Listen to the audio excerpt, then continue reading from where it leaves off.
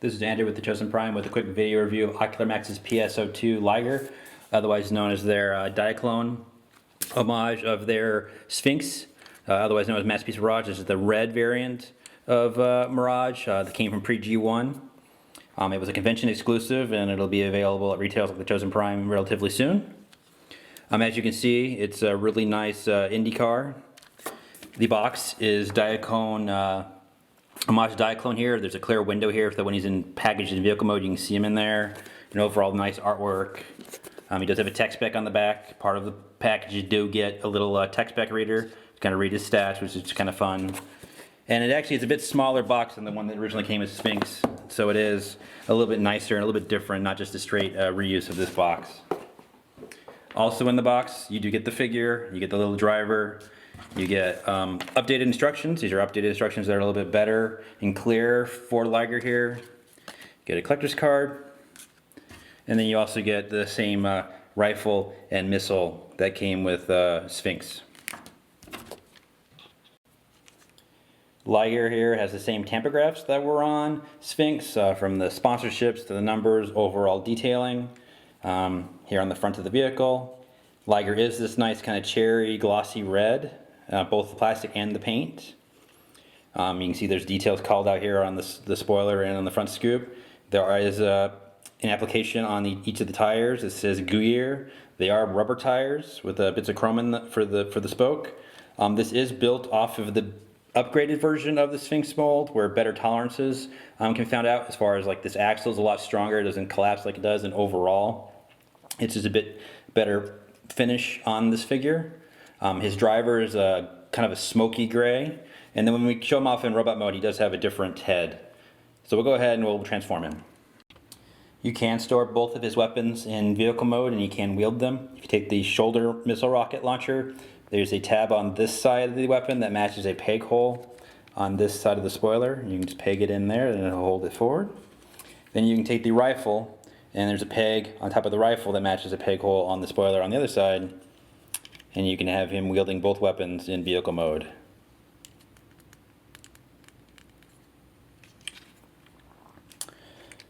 So to first go ahead and transform him, we go ahead and pull out the little driver, and it is just a kind of a smoky gray driver. It's just part of a torso here, and you don't need it for, if you don't want him to have his little hollow driver, but you can if you want to. So first and foremost, we'll go ahead and come to the underside here, and what you want to do is move and make sure that the axle is pushed up all the way here, so that you can see there's little pins. You want to make sure that it's pushed up all the way.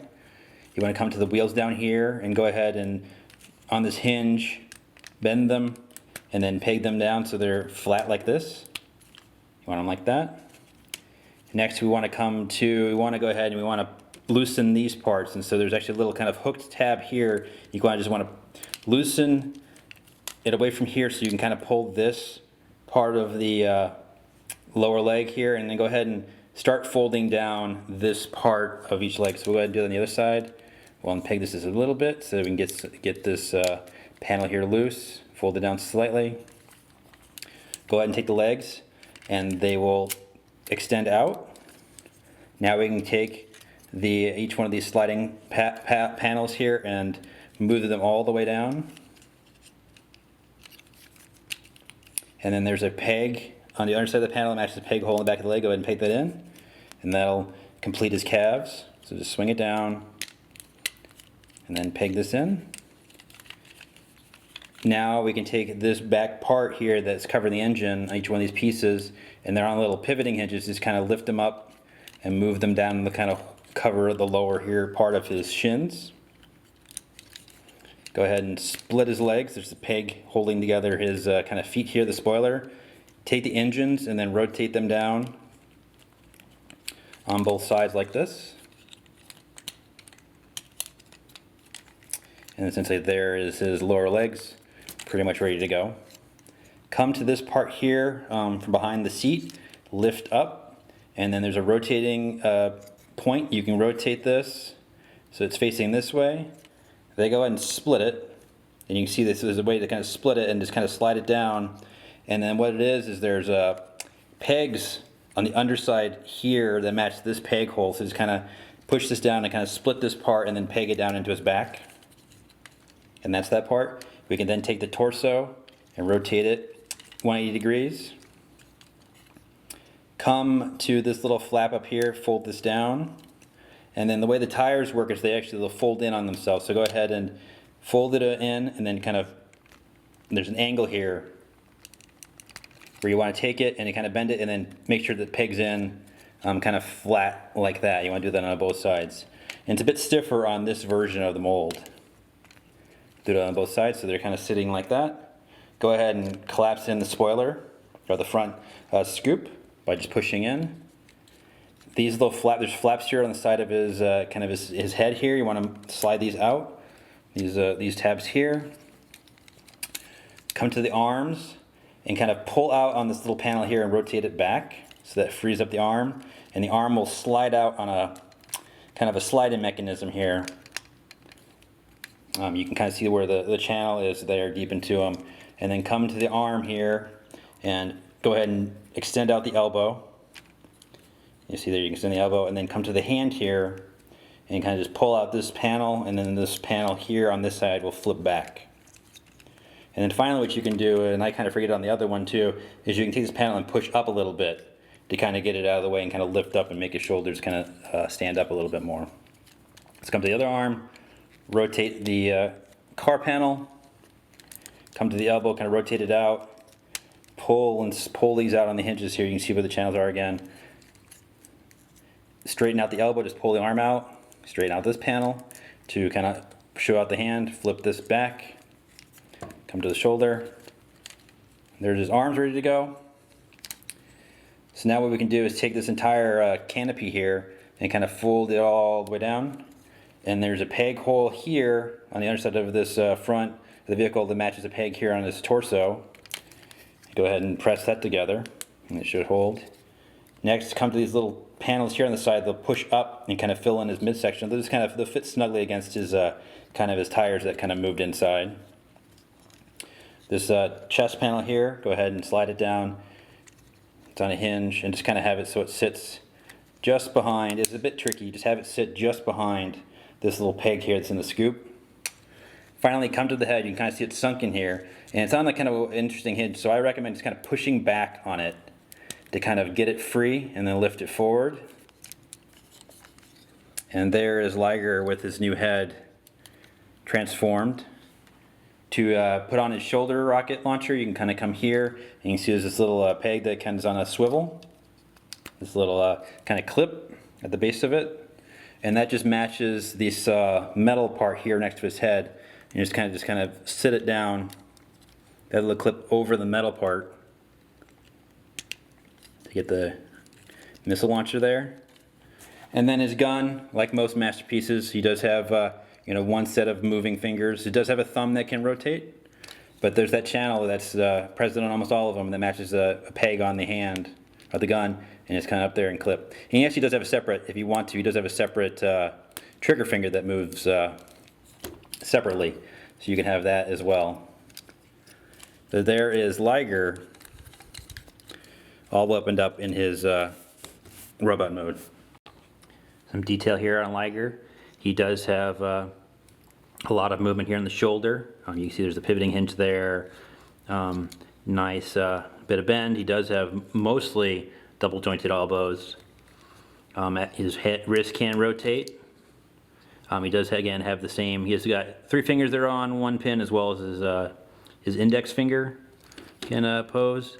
He does have a nice waist swivel, deep knee bends.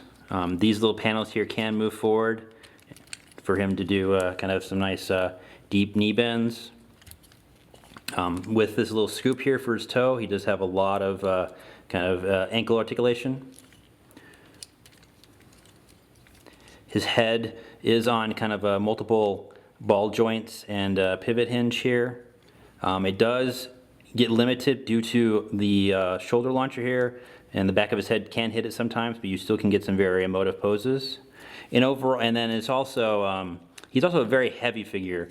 Most of the feet here is die cast, and so he's really kind of stable and stiff, and so he just feels nice and hefty.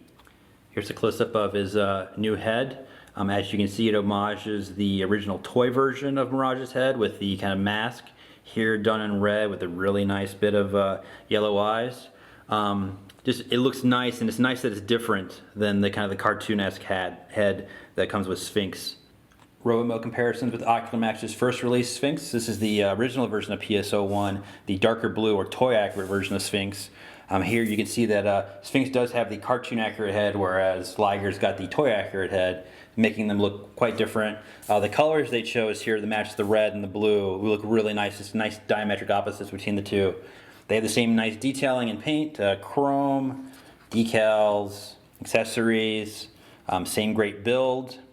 You know, nice and hefty with the amount of die casts they have in each of them. And it's overall nice bits of emotion and posability, and kind of just Ocular Max has done a really good job here. And with the different colors and the different heads, they've done a really good job here with Liger. Vehicle mode comparisons. Here you can see that the blue and the red look great next to each other in car mode. They do have the same tampographs, the same detailing, the same bits of chrome, and just really look nice together. Side by side, you know, the dark blue here of the toy version and the kind of the shiny red of Liger.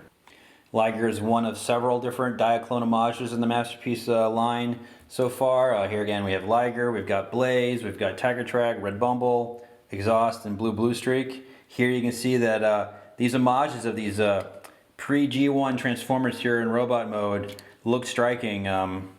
Liger fits right in with any other Masterpiece Diaclone or microchange line. He just his stylings, his paint, and the overall homage to that pre-G1 version of Mirage are quite apparent here in robot mode. Vehicle mode comparisons. Here we've got Exhaust, Liger, Blue Streak, Blaze, Tiger Track, and Red Bumble.